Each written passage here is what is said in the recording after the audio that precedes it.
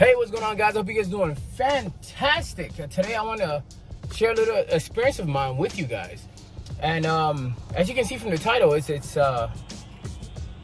nose breathing. And I'm talking about nose breathing all throughout everything. Basically, close your mouth and breathe strictly through your nose. All right, so you breathe in through your nose and breathe out through your nose. We're going to talk a little bit about that. So let's get started.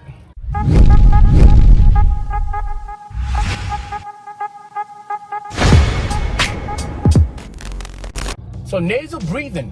Now, as I've been growing up, I've always been told that basically you breathe in oxygen and you get rid of CO2. But I never really thought of what CO2 actually does. So I started asking myself. Matter of fact, I heard some things a while back, and then during this challenge that I had, this 1 month of losing weight, as I was exercising, I was like, you know what? Let me try just breathing through my nose. And then when I started, it was tough. It was definitely more difficult than breathing through the mouth. But then after a while, like a couple of days, maybe after a week or something like that, I realized that, why is my exercising becoming a lot easier? Like, I'm not getting tired like I used to. So I'm like, why am I not getting tired like I used to? And I was like, wow, is this nasal breathing really that big? And so I looked more into it. Now what I found was crazy. I was like, what does CO2 actually do? That's one of the main things that I looked for. What is CO2? And then when I looked into it, first of all, there was a lot of information on this. And there's been information on this for a long time. So I don't know why more people, especially in the fitness industry, aren't talking about this, because this is very important. And one of the things, out of the many things, I'm going to share a couple of things with you that I found is that, one, when you nasal breathe, you lose less CO2 in your system, and I'm going to explain to you why that is very important. What I found out when I looked more into it is that CO2 is actually the thing. The gas, CO2, is what helps get the oxygen out of the bloodstream into your cells.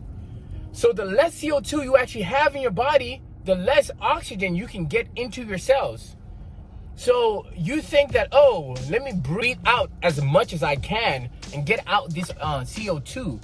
But what's actually happening is that you're getting rid of the thing you need to get the oxygen out of your blood into your cells. So it's crazy that we never really looked into this, and apparently there's been information on this since the 1800s or the early 1900s. So this is not new stuff.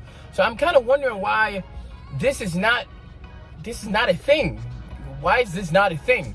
And the reason why I'm not an expert in any way on this topic. However, my experience helped me to understand things more than me just reading about it. Because if I read about it, it's like, this is really work. But my experience with it, and then looking at the research, made me realize that, this is factual. This is absolutely factual. And another thing that happened to me, one of the adaptations that happened to me, is that my diaphragm got stronger, because nasal breathing is directly connected to your diaphragm. And we all know, or at least have heard, that your breathing is controlled by your diaphragm, which it is. All right, your diaphragm is when your diaphragm drops or pulls down, it creates a pressure that sucks in air into your lungs, and that's directly connected to your nasal breathing. So if you don't nasal breathe, your diaphragm is not going to be working as hard. So you have a lot of people, when they breathe, I can't even breathe to do that chest breathing anymore, because my diaphragm gotten that much stronger. They breathe up here, right in the chest, up in the top of the chest, and that's not very good breathing. You want to breathe from your diaphragm down below, right? You want to breathe from your stomach area, and that's highly improved when you nasal breathe. So that's another adaptation that I realized, and that actually made me improve my both my speaking voice and my singing voice. I was like, whoa, this is crazy. And that's part of the reason why I wanted to share this with you guys, especially those who are athletes, those who exercise, those who do a lot of things, even those who are just regular people. You're just sitting on your couch watching TV. I want you to learn to close your mouth and just let your nose do the breathing. Now, I've had a broken nose for a long time. It's hard for me to breathe through my nose. So I thought that was why, I wasn't breathing through my nose and all that stuff. But because my nose broke when I was younger, and I think I went away from nasal breathing into mouth breathing, and I think it became a habit. But when I was doing this, and I've been doing this for maybe like a month or a month and a half or something like that, I realized that it didn't matter. It didn't matter because as my diaphragm got stronger, the intake of air also got stronger. The pressure created got stronger, so I was able to get in more air. So my nose wasn't really the problem in the past. It was the fact that I just forgot how to breathe through my nose, if that makes any sense. So one of the things that was the biggest for me is when I started sprinting again. Because when I was doing the exercise to lose weight, I was doing a lot of like jumping jacks and things like that as I was watching TV, running in place. Now sprinting is a whole different thing. Sprinting kicks your heart rate to a whole different gear. You're at the higher register of your heart rate now, around the 180s, 170s.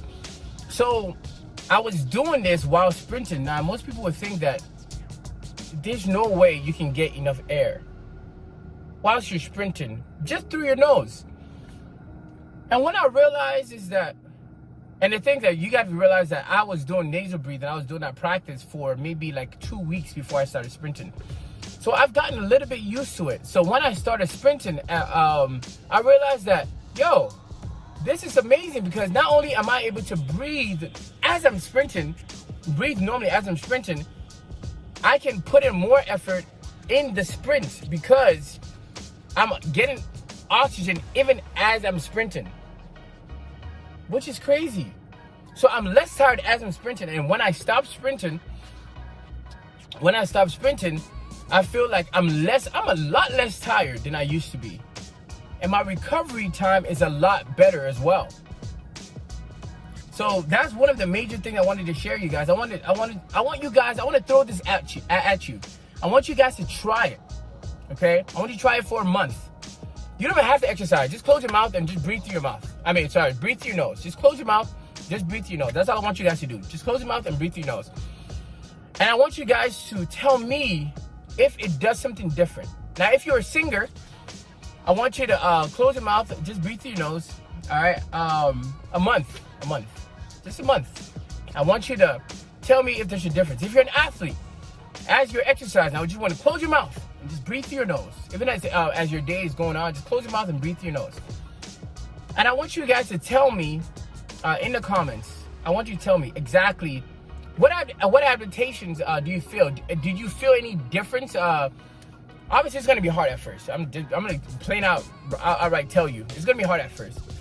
And it's going to get easier, or at least it should get easier, because what's going to happen is your diaphragm is going to get stronger. So you're going to be able to intake more air per breath. And because you're not exhaling that much, your CO2 levels remain at a I don't want to use the wrong word here, but at a good level in your body. It remains at a good level in your body, so that you can actually intake that oxygen, or uptake that oxygen in your bloodstream into your cells, your muscle cells, all the cells that need the oxygen. Because remember, the CO2 is what helps uptake that oxygen into your cells. So the less CO2 you breathe out, the better. All right, in terms of your breathing, you're breathing in through your nose, out through your nose. Know that your breath, your breathing out, is not as hard too. That's the reason why, because your body knows what it needs. It knows what it needs. And when you breathe through your nose, out through your mouth, too much CO2, guys. So I don't want you to take my word for it. I want you to experience this like I experienced it. So as you're exercising, just strictly use your nose and do it for a month. Don't give up, guys. Don't give up. Maybe you can start slow with walks and maybe light jogs and things like that, jumping jacks, things like that. Something light like I did. I started out with, and don't start sprinting with just using your nose. You can if you want to, but I wouldn't recommend it. So I really would want you to try, and then I want you guys to share this with your friends. Have them try it. This is a challenge. This is a challenge. Nose breathing is a challenge. And try it for a month, straight month with just nose breathing, and let me know if your breathing, your overall feel. Do you feel better? Is your speaking better? Are you having more breath support? Are you having more energy as you are training? I want you to pay attention to these things and let me know the adaptations that happen to you. Because when it comes to me, my adaptations are significant. They're huge. They are fantastic. I love them. So I want you guys to really push yourselves to do this challenge. Nose breathing challenge, 1 month. 1 month of nose breathing, okay?